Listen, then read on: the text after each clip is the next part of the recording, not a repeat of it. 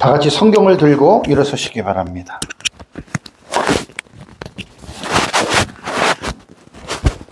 봉독해드릴 하나님의 말씀은 다니엘서 2장 31절에서 35절 말씀을 제가 봉독해드리겠습니다. 이것은 하나님의 말씀입니다.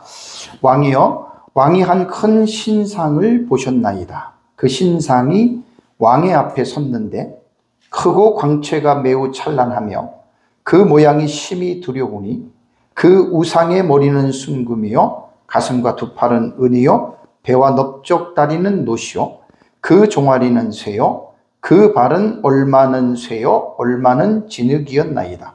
또 왕이 보신즉 손대지 아니한 돌이 나와서 신상의 쇠와 진흙의 발을 쳐서 부러뜨리매 그때의 쇠와 진흙과 녹과 은과 금이 다 부서져 여름 타작마당에 겨같이 되어 바람에 불려 간 곳이 없었고 우상을 친 돌은 태산을 이루어 온 세계에 가득하였나이다. 아멘.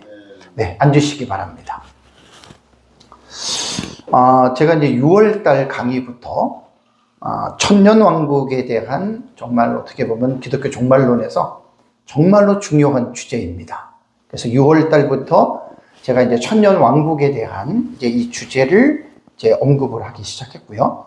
7월 달에는 천년왕국에 대한 그 발전사, 천년왕국이 이제 요한계시록이 기록된 이후로 지금까지 약 2000년 동안에 어떻게 천년왕국에 대한 이 의미가 이제 교회의 역사를 통해서 이것이 이제 내려왔는지에 대해서 이제 그 발전사에 대해서 얘기를 했고 또 천년왕국의 용어에 대해서도 말씀을 드렸고요. 그 다음에 천년왕국에 대한 해석법에 대해서도 제가 여러분들에게 말씀을 드렸었죠. 그 다음에 이제 8월 달에는 제가 천년왕국에 대한 문제점, 조금 완강하죠? 네, 조금.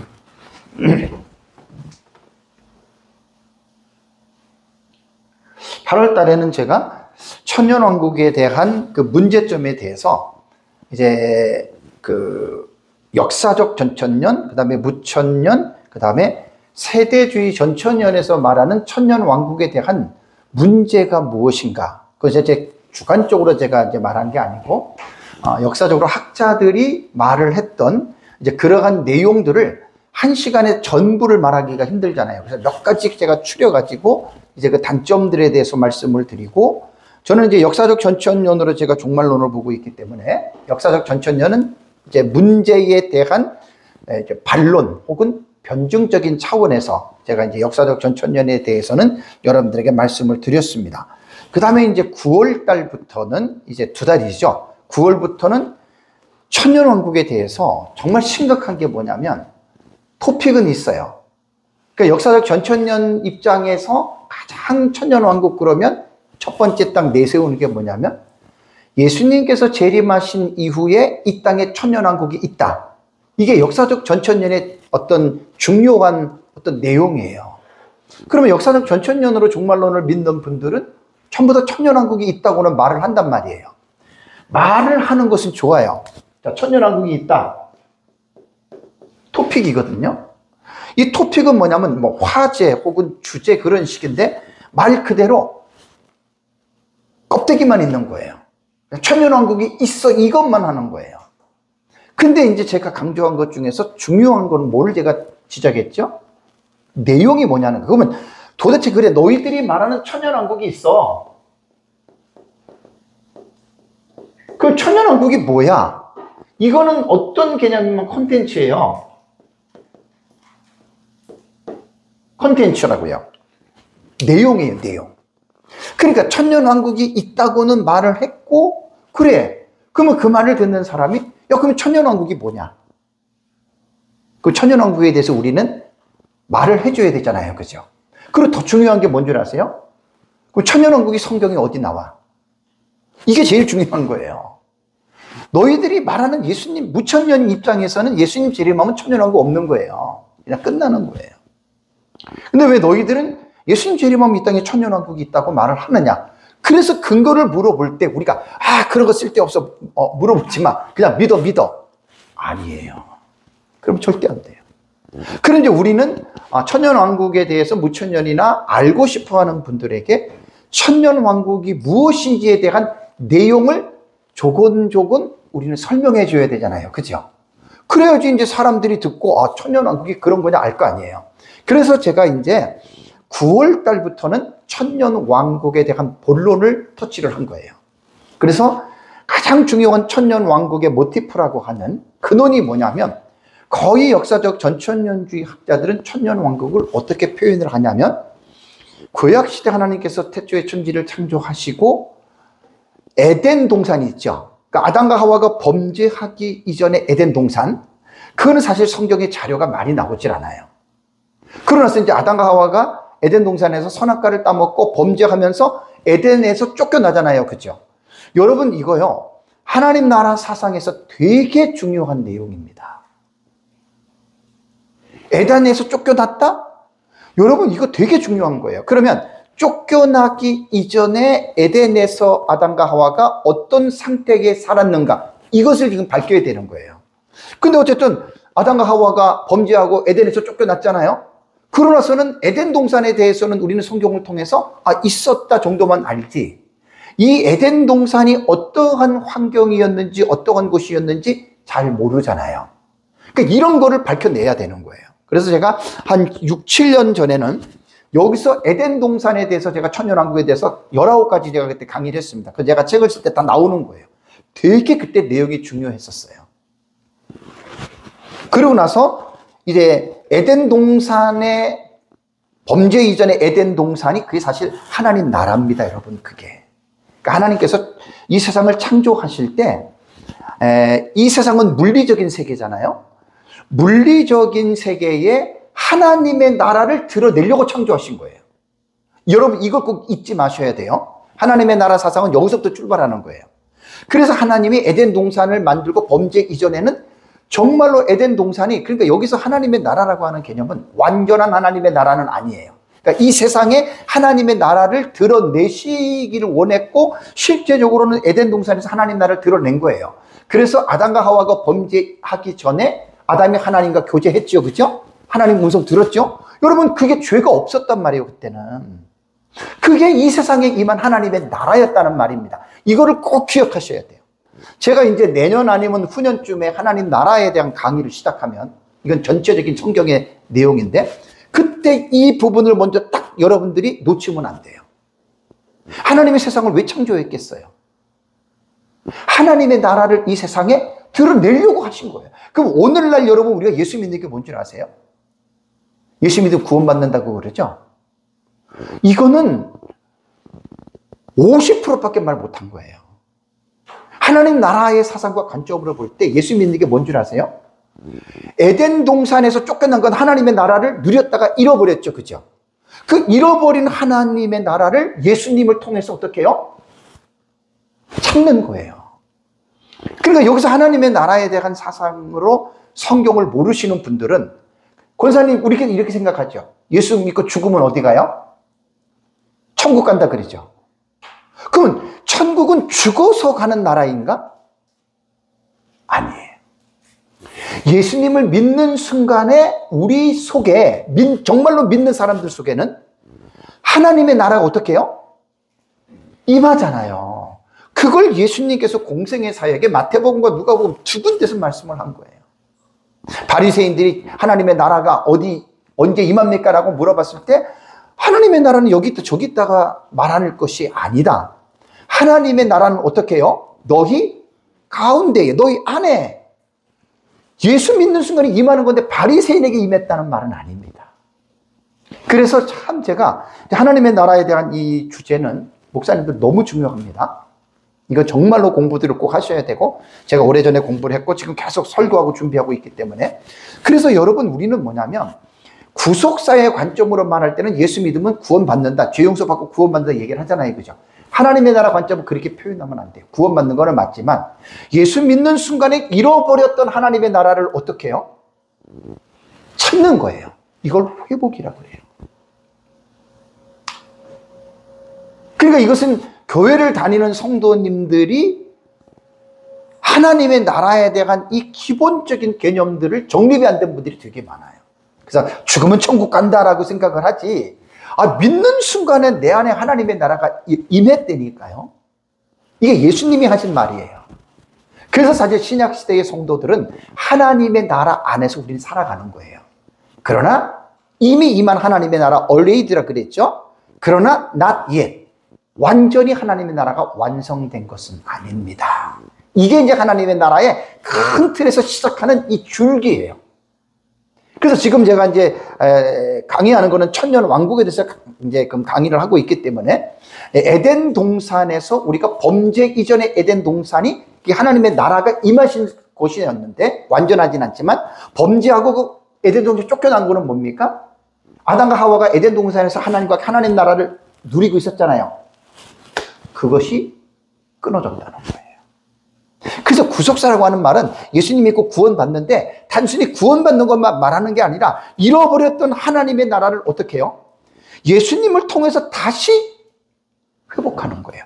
그게 신약시대의 저와 여러분들이, 우리가 이 하나님의 나라를 누리면서 높은 산이 거친 들이 초막이나 궁궐이나 내 주 예수 모신 곳이 어디요? 그 어디나 하늘 나라. 그래서 죽어서 천국 간다는 말하지 마시고 믿는 순간에 하나님의 나라가 우리 안에 임했습니다. 그러니까 이 믿음을 갖고 살아가시라는 말이에요. 이게 하나님의 나라의 사상을 가지고 믿음 생활하는 사람들에게 주어지는 중요한 특징인데, 이런 지식들이 너무나 부족해서 제가 이제 하나님 나라를 자꾸만 여러분 강조하는 겁니다. 자, 그러면 에덴 동산에만 천년 왕국에 대한 내용이 있을까요? 아니죠. 거기서부터 시작해서 제가 시편을 여러분들에게 말씀을 드렸죠. 시편에서 2편하고 7편하고 100편 있죠. 요거 다 제가 강의를 했던 거예요. 요 텍스트를 여러분들이 들어가서 보시면 거기에서 나온 내용들이 뭐냐? 천년 왕국에 대한 계시예요. 그럼 여기서 이제 전천년과 무천년의 해석이 다른 거, 요거 꼭 기억하셔야 돼요. 거의 요 본문에서 지금 역사적 전천년주의자들은 천년 왕국으로 보는데 무천년은 어디로 본다 그랬죠? 무천년은 항상 천년, 역사적 전천년과 대두가 되는 게 뭐냐면 교회 시대나 천국으로 봅니다. 모든 본문을 그렇게 보시면 돼요. 그 다음에 이제 이사야, 제가 말씀을 드렸죠. 이사야서에서 2장 2절에서 4절 하고요. 그 다음에 11장 1절에서 10절의 본문, 그 다음에 24장 23절의 본문, 그 다음에 35장 1절에서 10절, 그 다음에 65장 17절에서 25절. 요거 다 강의했던 내용들이에요. 요 내용의 본문이 역사적 전천년은 천년왕국으로 해석한다 그 말입니다. 그러나 무천년은 아니에요. 교회 시대나 장차 완성될 천국으로 그렇게 해석한다는 것입니다. 다음에 예레미야서도요. 23장 5절에서 6절 텍스트하고, 그 다음에 31장 31절에서 34절, 그 새언약 내용이죠. 다음에 33장 14절에서 18절. 다 이거 지난달에 강의를 했던 내용들이에요. 그 다음에 이제 에스겔서가 나와요. 에스겔서 본문에는 34장 23절에서 24절의 내용이 나오고요.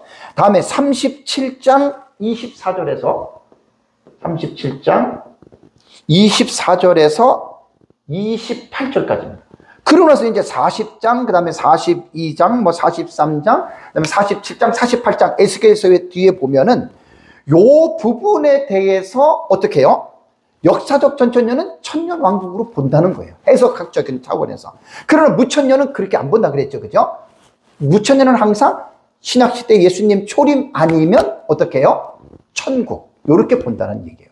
그래서 제가 오늘도 하는 여러분 다니엘서도 마찬가지고 뒤에 뭐 호세아서도 마찬가지고 스바냐서도 마찬가지고 똑같습니다.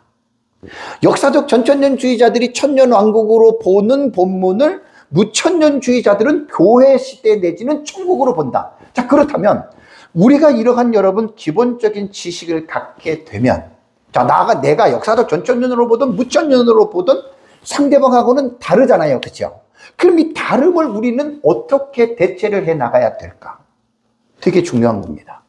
이전에는 한 15년, 20년 전에는 그래도 한국교회 안에서 기독교 종말론의 문제가 많이 대두가 됐고 회자가 됐고, 또 이것 때문에 역사적 전천년, 그 다음에 무천년, 그 다음에 세대주의자들이 상당히 논쟁을 많이 했고 심지어 싸우기도 했죠. 그죠?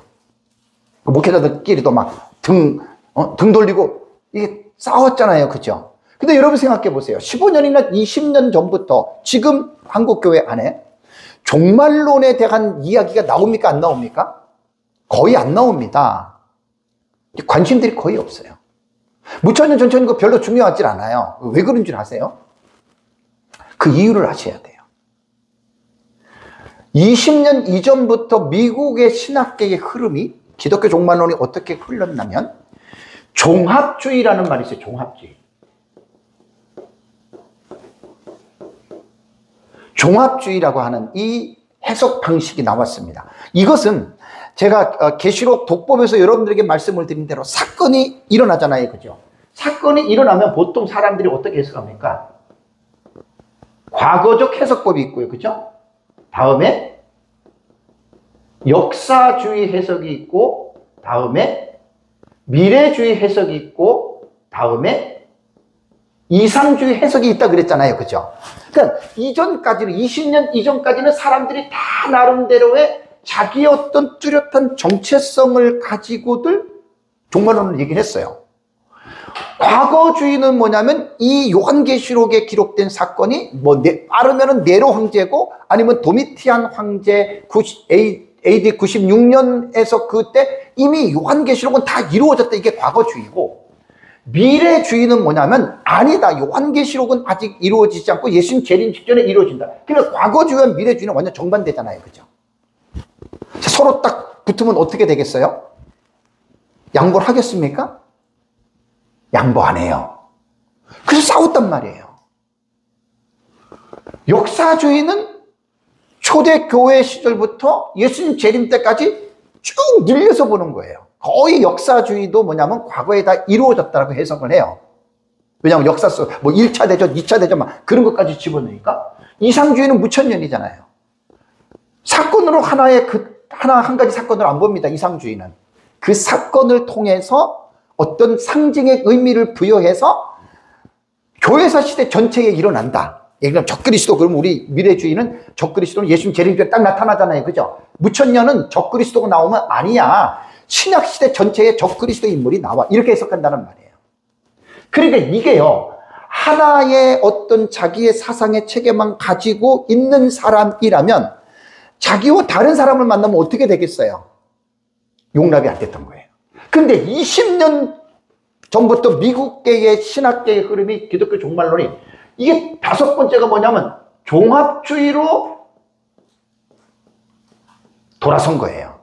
이 말이 뭐냐면, 야, 맨날 너희들 것만 옳다고 이야기하지 말아요. 종합주의는 여기 과거, 역사, 미래, 이상주의에서 장점들이 있을 거 아니냐.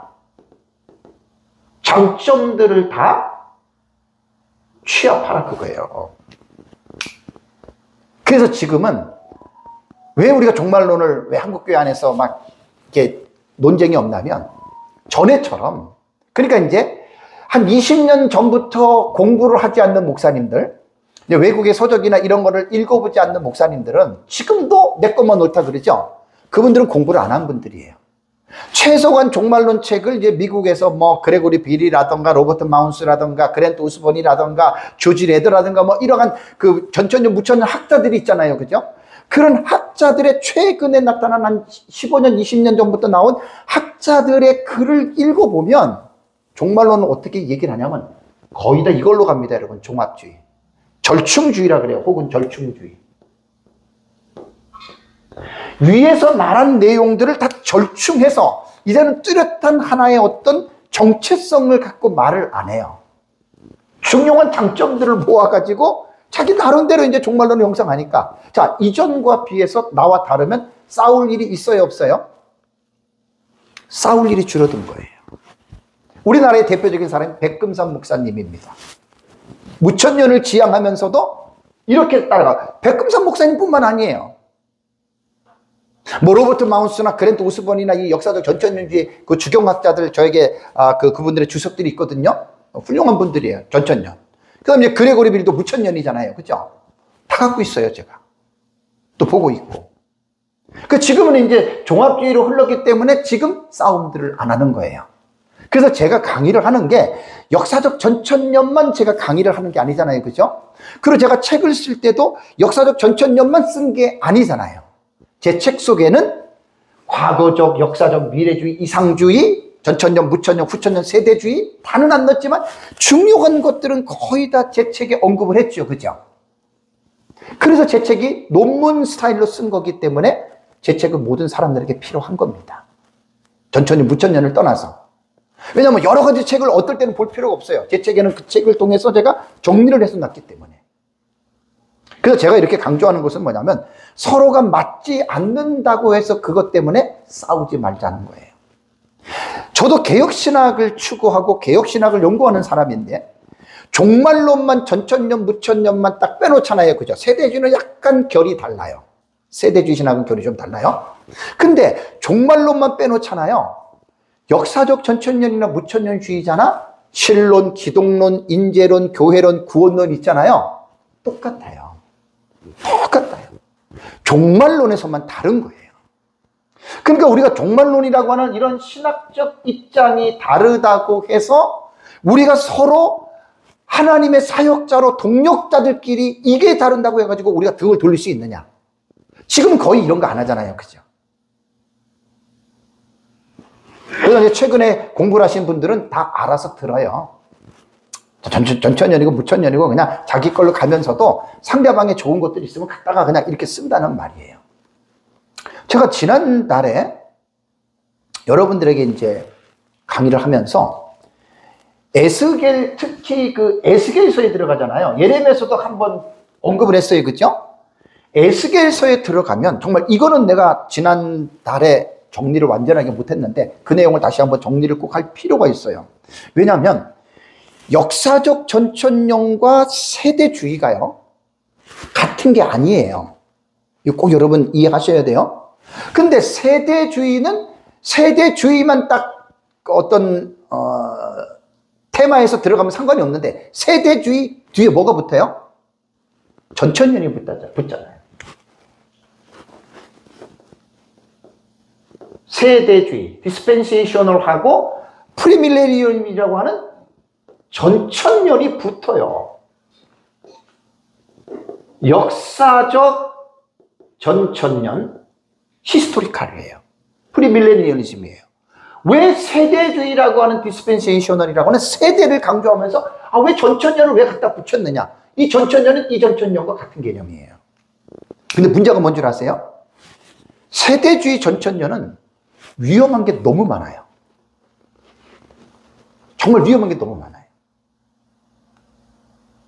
그래서 이 지금 제가 이제 그 AI를 몇 개를 사용하거든요. 왜냐하면 지금 이 시대가 어느 시대인데 AI 사용해야 됩니다. 엄청나게 놀랄 정도로 내 혼자 지금 연구하는 거 100배, 1000배를 연구할 수 있어요. AI를 사용하면.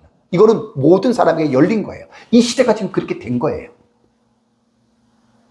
빠르면 12월 아니면 내년 1월 달쯤에 제가 AI를 통한 성경 연구를 제가 한 3시간 강의할 거예요. 기도 좀 많이 해주세요. 잘 활용하면 너무 좋습니다. 우리 시대가 지금 AI 시대로 지금 진입한 거예요. 진입했는데 그 AI 시대를 뭐라고 말하는 사람은 정말 그 사람은 안타까운 사람입니다.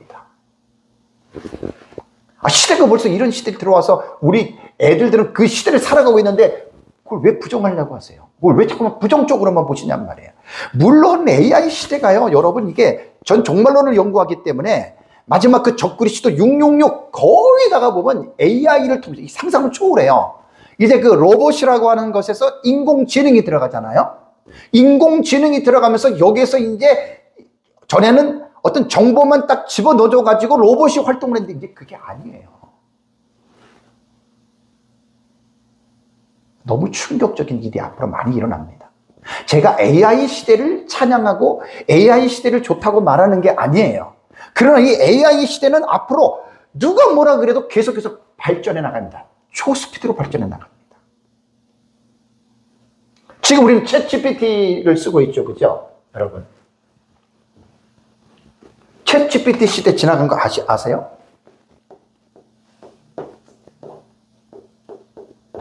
챗GPT의 개념은 뭐냐면 AI에게 물어보는 거예요. 이거 뭐니? 이거 뭐니? 이거 뭐니? 그 정도예요.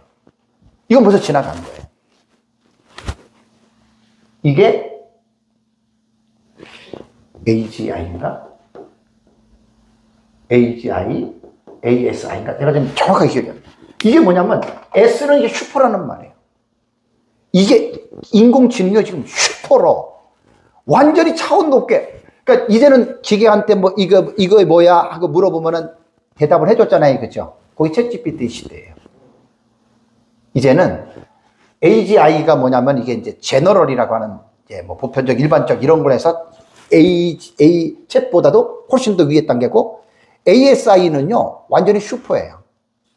그것을 초월한, 그러니까 이제는 뭐냐면 기계가 내가 한 가지를 물어보면 100가지, 1000가지를 기계가 얘기를 해줘요. 놀랍지 않아요?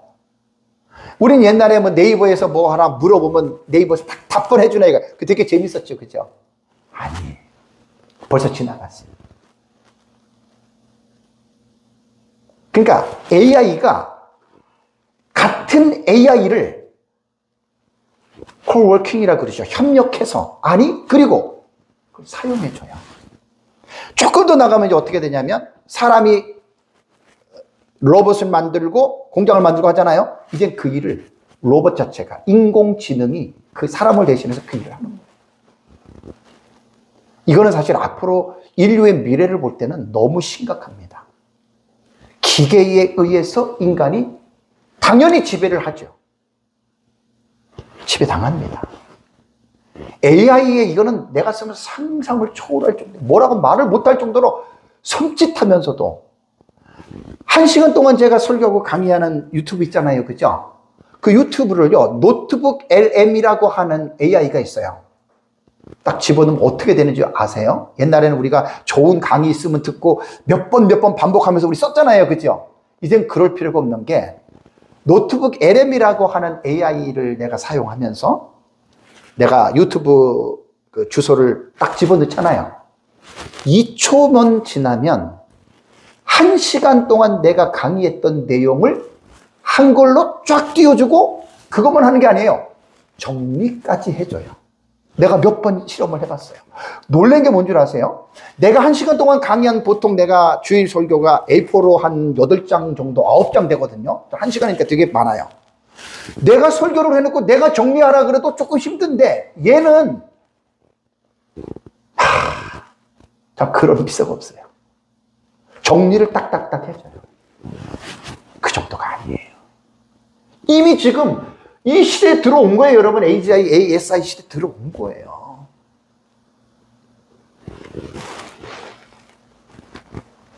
제가 역사적 전천년과 세대주의에 대해서는 늘 제가 뭐 여기서 강의하면서 얼마나 많이 외쳤어요. 그죠? 역사적 전천년의 정체성이 2000년이 되도록 없다 그랬죠. 그죠? 그러면 제가 만약에 막 유명한 사람이고 막 학위 있고 이런 사람 같으면 제 말이 이게 되게 중요한 거예요. 왜냐하면 역사적 전천년주의자들의 제가 책을 보거나 뭐 외국의 학자들 책을 보거나 우리나라 학자들 책을 보잖아요. 저처럼 역사적 전천년의 정체성이 명확하게 정립됐다라고 하는 말을 난 들어본 적이 없어요. 근데 제가 여기서 강의하면서 계속 이 말을 수도 없이 했죠. 그죠? 어떤 사람들은 막 당신이 별 볼일 없는 사람 같은데 어떻게 그런 말을 하느냐. 제가 챗GPT한테 제가 질문을 넣은 거예요. 시간상은 내가 말은 안 할게. 얘가 정확하게 제 말을 이해하고 있더라고요. 목사님 말씀대로 역사적 전천년은 초대교부, 중세 종교교회, 현대에 이르기까지 뭐 이레네우스, 저스틴, 파피아스, 토틀리아누스, 빅토리우스, 라틴티우스, 벵겔, 레드 이러한 신학자들이 있었지만 신학적 일관성이 매우 넓고 흐릿한 스펙트럼을 가지고 있습니다. 제 말이 맞아요, 틀려요? 맞잖아요. 그래서 현대학계 도서들은 역사적 전천년이라는 제목을 달고도 세대주의 요소가 섞이거나 아예 무천년주의 관점이 들어가 있는 경우도 많습니다. 왜 그러냐면 제가 예레미야하고 에스겔서를 제가 지난달에도 말씀을 드렸잖아요. 역사적 전천년 입장에서 예를 들면 에스겔서의 레위인의 제도가 부활이 돼요. 그죠? 그 다음에 성전이 재건이 돼요. 그죠? 그 다음에 제사 제도가 회복이 되죠. 내가 분명히 AI한테 역사적 전천년 관점에서 너가 말해줘 그랬거든요. 얘는 이거를 계속 올려주는 거예요. 저는 아니까 야, 너 왜 이거는 세대주의야 그랬더니 얘가 딱 말하면 얘가 딱 알아들어요. 아, 죄송합니다. 근데 문제가 뭔 줄 아세요? 역사적 전천년에서 요구하는 답변을 얘가 못 줘요. 왜 그런 줄 아십니까? 데이터가 없어요. 그래서 이 AI가 뭐라고 했냐면 자기들이 가지고 있는 정보는 약한 대체 신학, 그 다음에 약한 시온주의, 약한 세대주의가 섞여 있기 때문에 그래서 우리 같은 AI가 답변할 때는 무의식적으로 세대주의의 내용이 나온다는 거예요. 그래서 제가 지난달에 강의할 때 거의 다 이거예요. 이번 달 강의도 호세아도 다 그런 내용이에요. 제가 몇 번이나 얘한테 제가 말을 한지 몰라요. 그래서 내가 이제 얘기를 했고 나는 지금 역사적 전천년의 신학을 종말론을 나는 지금 정립하고 있다 그랬더니 얘가 뭐라는 줄 알아요? 목사님 하나님이 대단히 중요합니다. 대단히 중요한 거예요. 다들 역사적 전천년이라고 얘기를 하면서 정체성에 대해서는 말들을 안 했잖아요. 그리고 얘가 뭐라 그러냐면 기존 학계에서는 역사적 전천년의 정의가 너무 넓고 불명확해서 세대주의가 그 안에 자연적으로 스며들어 있다는 거예요. 거의 그렇습니다. 그러니까 여러분들이 이제 AI를 사용할 때 역사적 전천년에서 물어보잖아요. 조심하세요. 세대주의가 반 이상이 다 섞여 있습니다. 그거를 이제 분별을 못하니까 막 그걸 갖다가 쓰는 거예요. 자.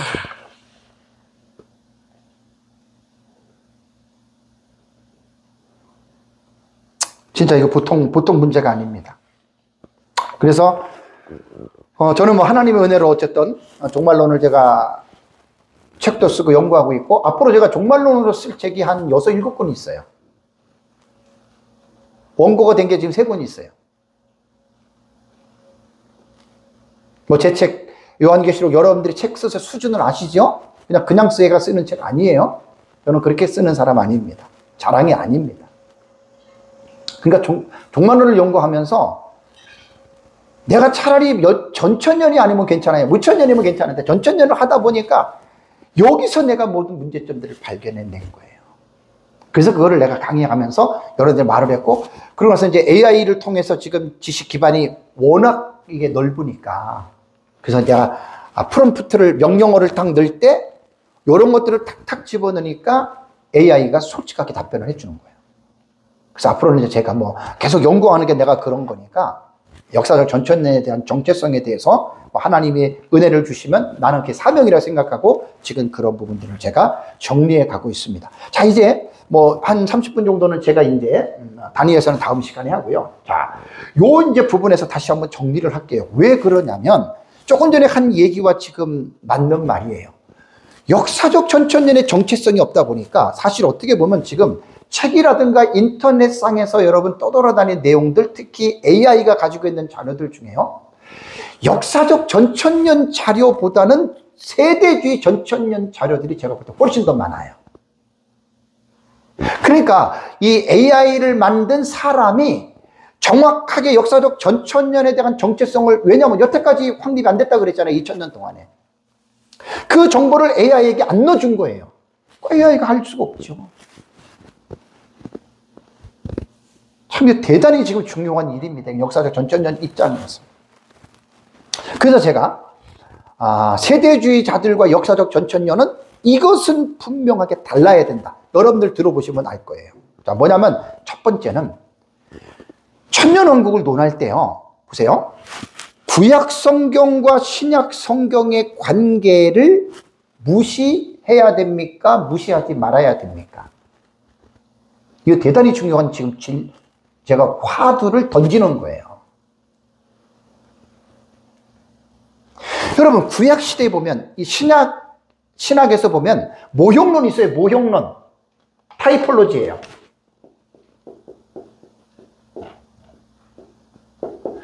모형론은 이번 주 제 설교를 들어보시면 타입과 애니타입이라고 하는 그림자와 실물의 관계예요. 이게 뭐냐면 구약 성경에 기록된 인물이나 사건이나 어떤 제도들이 그림자로서 먼저 보여주고, 그림자가 중요한 게 아니라 실물이 중요하잖아요. 그죠? 제가 이렇게 하면 손에 대한 그림자가 보이는데 그림자가 중요해요? 실물이 중요해요? 실물이 중요하죠. 모형론은 어떤 개념이냐면 구약시대에 15세기에 모세를 통해서 율법을 받았죠. 그죠? 그 율법 속에는 5대 제사가 나오죠. 그죠? 화제, 속건제, 속제제, 번제, 이게 나오잖아요. 그죠? 거기에서 이제 그 화목제물만 빼놓고는 대부분 전부 다 짐승을 잡아서 드리는 거잖아요. 그럼 짐승을 잡아서 드리는데 피를 가지고 제사장이 성소에 뿌리죠. 그죠? 그 행위를, 우리 신약시대에 그 행위를 주일날에 나와서 우리가 예배를 드릴 때 짐승을 잡습니까? 안 하죠. 그죠? 왜 안 하죠? 구약시대에 수천 년 동안에 짐승을 잡아서 희생을 드리는 그 행위는, 제사 제도는 그림자예요. 실물이 아니에요. 그 무엇을 위한 그림자였느냐? 신약시대에 예수 그리스도께서 십자가에 죽으시면서 피를 흘리셨잖아요. 그죠? 그게 실물이라고요. 그게. 이해가 되시죠? 성전도 예루살렘이라고 하는 도시에 솔로몬이 지은 성전이 있었잖아요. 그죠? 그래서 그 성전에 하나님이 거하셨고 그 성전을 통해서 하나님의 역사가 이루어졌잖아요. 그죠? 자, 지금 신약시대에 예루살렘에 있는 성전, 그거 구약시대 성전하고 다른 겁니다. 그럼 우리가 구약시대 절기도 만약에 6월절, 7.7절, 초실절 지킬 때 이스라엘 백성들이 구약의 시대에는 전 세계에 흩어져 있는 민족들이요, 6월절 되면 어떤 줄 아세요? 전부 다 자기 고향으로 돌아옵니다. 왜? 하나님 앞에 제사를 드리기 위해서예요. 이거를 유대인들이 꾸준히 여러분 이런 일들을 수천 년 동안 해왔어요. 지금도 유대교인들은 이제 그런 의식을 갖고 있거든요. 그럼 왜 우리 신약시대는 그걸 안 합니까? 만약에 그렇게 해야 된다면 오늘날 우리 기독교인들도 6월절 되면 어딜 가야 돼요? 우리가? 다 이스라엘 가야 돼요. 근데 지금 우리 그런 거 해요? 안 해요? 안 하잖아요. 그러니까 성경을 볼 때 신약 성경과 구약 성경에 대한 관계를 무시하느냐, 무시하지 않느냐, 이게 여러분 되게 중요한 거예요. 자, 구약 시대에는 성전이 있고 성전에서 제사를 드릴 때에는 아무나 제사장이 됩니까? 안 되죠. 레위인들만 됐죠. 그죠? 레위 지파들만 여러분 거기에서 제사의 직분을 받아가지고 문지기 같은 경우는 고라 자손들만 했고, 그죠? 찬양하는 것도 전부 다 여러분 각 그 반열들이 다 있어요. 아무나 하는 게 아니에요. 신약시대 우리가 그렇게 합니까? 안 합니까? 안 하잖아요. 이거는 모형론으로 봐야 되는 거예요. 성경을. 그림자와 실물의 관계로. 이게 되게 많아요. 지난주 설교죠. 제가 모형론 할 때, 우리 교회에서 설교할 때, 지난주 설교예요. 그러니까 아브라함이 이삭을 제물로 드리는 거 있죠? 사건이었죠? 그거를 모형론의 관점으로 보면 예수 그리스도의 십자가 지고 가는 거 있잖아요? 이삭이 번제할 나무를 짓고 그렇게 다 연결되는 거예요. 모형론으로. 되게 중요한 거예요. 그러니까 우리는 천년 왕국을 여러분 우리는 어떻게 해석을 해야 되냐면 구약 시대에 주어졌던 제도들이 있죠. 그죠?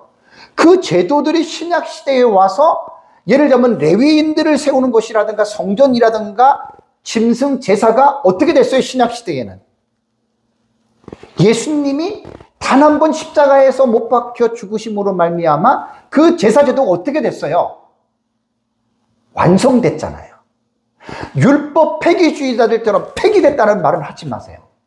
내가 율법을 폐하러 온 것이 아니라 온전하기 위해서 오셨죠. 그죠? 예수님의 십자가의 죽으심으로 말미암아 율법에 기록된 내용들 거의 의식법 같은 것들은 예수님이 그분 자신이 완성을 시킨 겁니다, 여러분. 여기서 제가 여러분들에게 말씀드리는 게 그거예요. 자, 이제 예수님 재림하시고 우리 역사적 전천년 입장에서 천년왕국 들어가요. 그러면 에스겔서 같은 데 보면은 레위인들이 영원토록 제사장을 드리고 또 거기서 제사를 드린다는 말이 나오잖아요. 이게 세대주의 전천년이 그렇게 해석하는 거예요, 문자적으로.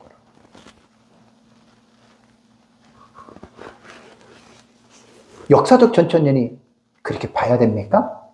아니란 말이에요. 역사적 전천년은 그렇게 안 봐요. 이게 역사적 전천년과 세대주의의 차이예요. AI한테 계속 이거 물어보세요. 계속 역사적 전천년으로 얘기를 해줘. 그래서 계속 이렇게 나옵니다. 이렇게 나옵니다.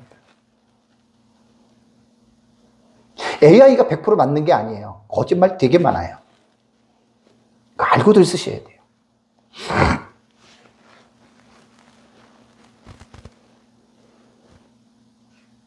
만약에 여러분 천년왕국에 들어가서 에스겔서 본문을 가지고 세대주의자들이 짐승의 제사를 드린다, 희생제사를 드린다, 뭐가 문제인 줄 아세요? 그 다음에 신약시대 예수님이 오셔서 십자가에 죽으신 그 사건은 어떻게 되는 건가요? 어떻게 돼요? 무효 처리가 되는 거 아니겠어요? 되게 심각한 거예요. 근데 세대주의자들은 그렇게 문자적인 해석을 한단 말이에요. 이거는 역사적 전천년주의자들의 내가 자료를 찾아봐도 여기서는 사실 무천년주의자들과 같은 상징의 해석이 필요합니다. 그러니까 제가 앞으로 이제 연구할 과제예요, 지금 이게. 내가 연구할 과제를 좀 떠안는 거예요. 그래서 정말 역사적 전천년주의자들이 좀 이런 부분에 있어서, 물론 역사적 전천년주의자들의 책을 제가 다 안 읽었기 때문에 그런데 있겠지요, 내용이. 그러니까 찾아가면서 제가 이제 저 나름대로 이제 정리를 할 거예요. 그래서 이거는 상징의 해석을 취해야 돼. 우리가 무천년의 상징의 해석을 그대로 가지고 오면 안 되는 게 왜 안 되는 줄 아세요? 무천년은 교회 시대 아니면 천국으로 해석을 하는 거예요. 근데 우리 역사적 전천년은 천년왕국으로 보잖아요. 그죠? 그러니까 무천년의 상징의 해석을 그대로 우리가 수용하면 어떻게 됩니까? 우리 역사적 전천년에서 말하는 천년왕국에 대한 해석이 안 나와요. 그래서 내가 답답하다는 거지. 제가 몸이 한 2-3개만 됐으면 좋겠어요. 한 몸은 이걸 하면 계속 또 연구를 할 수가 있죠. 내가 이제 하나님 나라 또 시리즈 설교도 하고 또 책도 써야 되고, 최소한 제 몸이 한 4개, 5개만 했으면 너무 좋겠어요. 그냥 딱 합니다. 그건 내 생각이에요. 인간은 그럴 수가 없어요. 그래서 제가 여러분들에게 말씀을 드리는 거예요. 그래서 역사적 전천년주의자들이 제 강의를 듣고 여기서 어떤 힌트를 얻잖아요. 그죠? 여기서 어떤 인사이트를 얻잖아요. 이거 연구를 하셔야 된단 말이에요. 세대주의는 틀려요. 무천년은 우리가 무조건 따라갈 수가 없어요. 그 역사적 전천년은 어떻게 해석해야 되느냐? 제가 이번에 이제 이 구약의 이 본문을 다루면서 이제 또 과제를 제가 또 하는 거예요. 제가 해야죠. 이게 다 나중에 이제 책 쓸 때 천년왕국에 나와서 다 사용할 본문입니다. 제가 이제 주의 설교를 하니까 주의적인 접근으로 이 본문들을 제가 다 깊이 있게 나중에 전부 다 연구를 해서 책에다가 제가 천년왕국을 넣을 겁니다. 두 번째는 뭐냐면, 구약시대 이스라엘 백성들에 대한 이스라엘의 민족 있잖아요, 여러분. 구약시대 이스라엘 민족과 신약시대의 이스라엘 민족이 신학적인 입장에서 똑같습니까? 다릅니까? 여러분 어떻게 생각하세요? 구약시대 이스라엘 민족의 신학적 입장과 신약시대의 이스라엘 민족의 신학적 입장이 같습니까? 다릅니까? 이렇게 말들을 못하세요? 차이가 없죠. 변화가 없죠. 달라요. 차이가 없다고 보는 사람들이 세대주의자들이고, 왜 그러냐면 한 가지 예를 들어볼까요? 출애굽기 19장 5절과 6절의 시내산 언약 기억나시죠? 세계가 내게 다 속하였나니 너희가 내 말을 듣고 내 언약을 지키면 너희가 내 소유가 되고, 그 다음에 제사장 나라와 민족이 되고 거룩한 백성이 되리라 그랬잖아요. 그죠? 근데 이번 주하고 지난주 우리 교회 설교에서 이걸 왜 강조를 했냐면, 여러분, 시내산 언약은요, 쌍무적인 언약이에요. 그러니까 아브라함 언약은 일방적인 언약이에요. 일방적인 언약. 우리가 지금 아브라함 내러티브를 계속 설교를 지금 하고 있거든요. 언약도 어떤 차이가 있냐면, 아브라함의 언약은 일방적으로 하나님 딱 나타나서 세 가지 주세요. 땅, 자식, 복의 통로. 조건이 없어요. 그냥 무조건 주는 거야. 아브라함이 이렇게 하든 저렇게 하든 상관없어요. 하나님이 주는 거예요. 시내산 언약은 일방적 언약이 아니에요. 조건문이 들어갔잖아요. 너희가 내 말을 듣고 내 말을 지키면 조건적인 언약이에요. 그래야 그들이 하나님의 소유가 되고 제사장 나라와 민족이 되고 거룩한 백성이 되는데, 조건문을 잘 생각해 보시면 만약에 지키지 않으면 그 뒤에 따라오는 세 가지의 복이 주어진다, 안 주어진다? 안 주어지는 거죠. 그래서 예레미야 31장 31절에서 33절에 보면 예레미야 말한 새 언약 있죠. 그죠? 새 언약이 구약 언약의 마지막입니다. 하나님이 이미 이스라엘 백성을 포기한 거예요. 왜?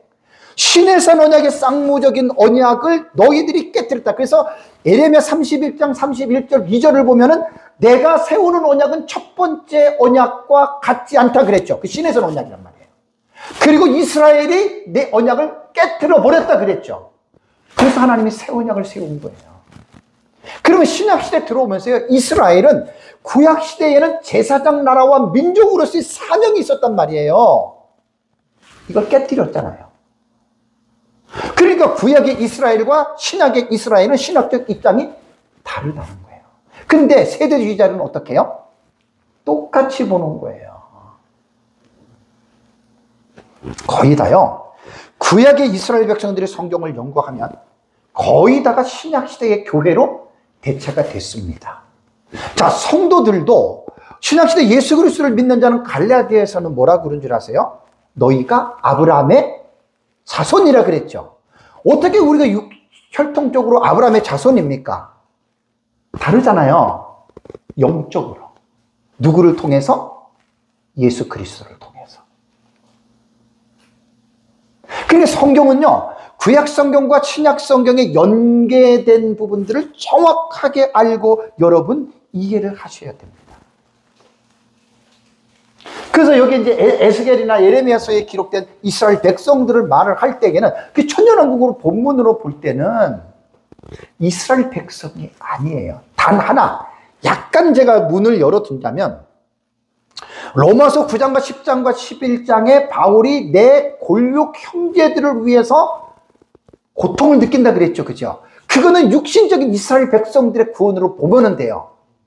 그 외에 나머지는 구약의 이스라엘 백성들은 신약의 교회로 다 대체가 됐습니다. 저는 대체 신학을 대체적으로 인정을 하지만 대체 신학이 다 맞는 것은 또 아니에요. 그러니까 세대주의자들은 대체 신학 얘기만 듣잖아요. 길길이 날뜁니다. 이단이라고 그래, 세대주의는 대체. 우리 사실 거의 대체주의를 인정해요. 왜냐하면 성경이 그거를 말하는 거예요, 여러분. 여러분, 에베소서를 제가 3년 전에 우리 교회에서 주의 설교를 제가 했는데, 이스라엘과 이방인들 둘이죠. 그죠? 민족적으로는 둘이죠. 에베소는 뭐라 그런 줄 아세요? 이 둘을 원바디예요. 한 몸, 원맨, 한 사람. 이게 신약적 개념이에요. 그렇기 때문에 우리는 구약 성경과 신약 성경에서 지금 이스라엘 백성 전통 유대인들은 눈에 수건이 덮어 씌워가지고 그걸 못 보는 거야. 마찬가지입니다. 세대주의자들의 신학에서 지금 그 수건이 지금 덮어 씌워가지고 그걸 지금 못 보는 거예요. 한 몸. 하나란 말이에요. 그러면 천년왕국에 들어갈 때 여기서 이제 이 사상을 제가 구약과 신약 성경에 연결을 시켜서 천년왕국을 봐야지, 구약과 신약에 대한 연결점을 갖지 아니하고 구약 따로 신약 따로, 그러니까 세대주의자들이 전부 다 에스겔서나 예레미야서에 나타난 이 텍스트에서 이스라엘 백성들, 그러면 전부 다 이스라엘 백성들이 마치 12지파가 레위 지파가 다시 들어가서 천년왕국에 들어간다, 이렇게 해석을 하는 거예요. 세대주의자들은 천년왕국의 주인공이 이스라엘 백성입니다. 아닙니다. 이 신약, 그럼 제가 물어볼게요. 신약 시대 주인공이 이스라엘 백성입니까? 아니잖아요. 이미 신약 시대에는 이스라엘과 이방인이 둘이 하나로, 한 몸으로 하나님이 보고 계시잖아요. 그 상태로 천년왕국 들어간단 말이에요. 그 상태로 천년왕국을 들어가는 거예요, 여러분. 그 성경을 목사님들이, 제가 이제 목회자들을 가르치는 사역을 16년 하잖아요. 정말 목사님들 신학교 졸업했다고 신학 다 한 거 아닙니다. 큰 오해입니다. 그리고 제가 늘 강조하는 거, 성경만 읽지 마세요. 성경을 이해할 수 있는 보조 도구들을 안 보면 정말 그 사람 그렇게 성경만 읽는데 그다 이단과 사이에 다 빠진 거예요. 정확하게 성경을 읽는 사람들은 주경신학, 역사신학, 실천신학, 조직신학 4대 카테고리 안에서 책을 보셔야죠. 주의 설교 그럼 원문을 안 보고 어떻게 성경을 보십니까? 역사신학을 통해서 이 성경이 어떻게 시대적으로 해석되는지 그걸 보셔야 될 거 아니에요, 그렇죠? 조직신학을 통해서 하나의 단어, 하나의 의미, 하나의 테마가 어떻게 이 2000년 기독교사를 통해서 이 조직신학적으로 이 흐름이 연결, 여러분 그것들을 보셔야 되는 거예요. 저는 늘 교회에서 설교하고 목회자 강의할 때 이 얘기를 합니다. 여러분 성경은 쉽지 않습니다. 성경 어렵습니다. 정말 어렵습니다. 스토리텔링으로 성경에 대한 마치 동화적인 이야기를 하려고 그러면 몇 번 읽으면 이해가 다 되잖아요. 그거 성경 수박 겉핥기예요. 예를 들면 창세기 3장 15절에 여인의 후손이 있잖아요. 여인의 후손이라고 하는 그게 뭡니까? 그게 예수 그리스도를 얘기하는 거잖아요. 범죄 이후부터 예수님 탄생까지 구약의 4000년의 역사를 훑으려면 구속사와 언약신학과 타이폴로지라고 하는 모형론의 신학적인 관점을 보고 여러분들이 그걸 이해해야 돼요. 여인의 후손도. 아시겠습니까? 성경 무조건 읽는다고 여러분 이해가 되는 책이 아닙니다.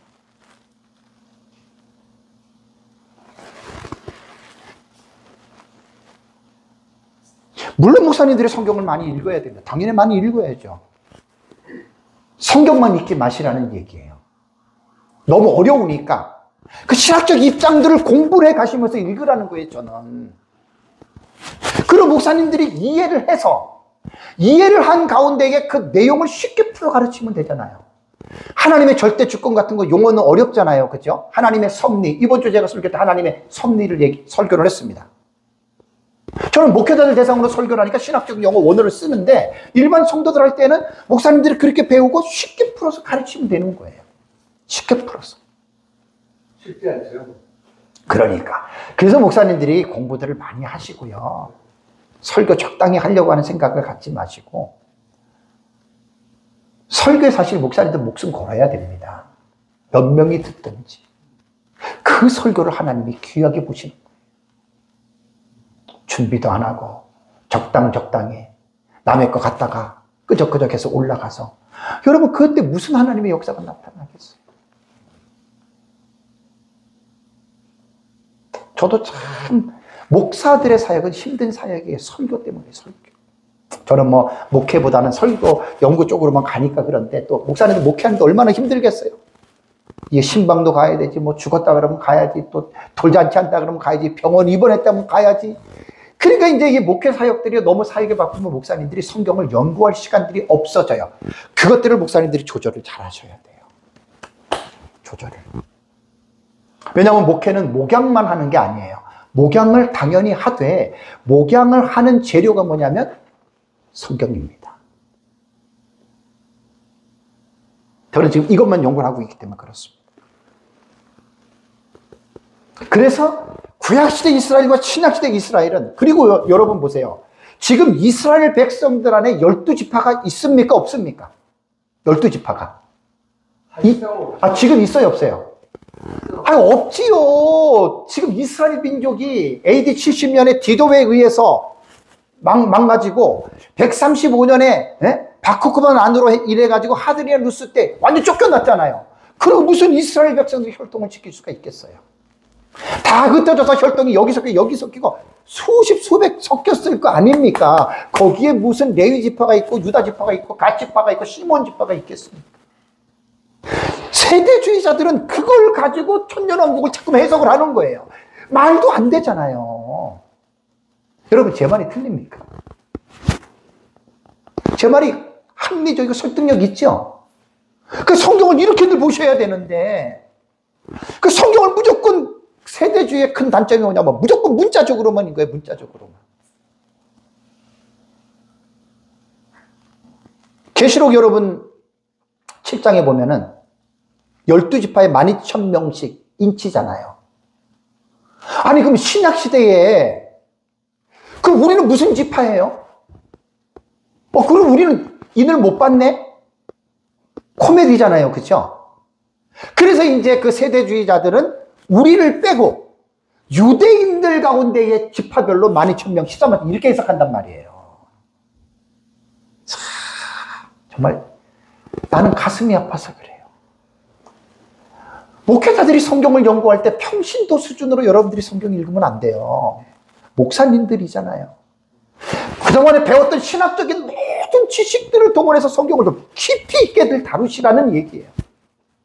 그냥 성도들에게 맨날 듣기 좋은 설교, 귀에 발린 설교, 그냥 복이나 빌어주는 무당과 같은 설교를 하시는 분들은 성경의 깊이를 못 봐요.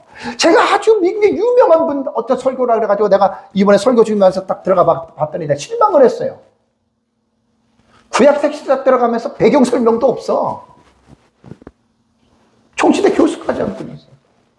그리고 그냥 무조건 그걸 읽어내는 거야. 내 마음이 너무 아팠어. 교수까지 한 분들이 저렇게 설교를 하니 일반 목회자들은 뭐 볼 것도 없죠. 설교가요, 여러분, 너무나 신학적 입장이나 깊이들이 없어요. 솔직한 얘기로. 그냥 성도들에게 귀에 발린 얘기, 듣기 좋은 얘기. 에?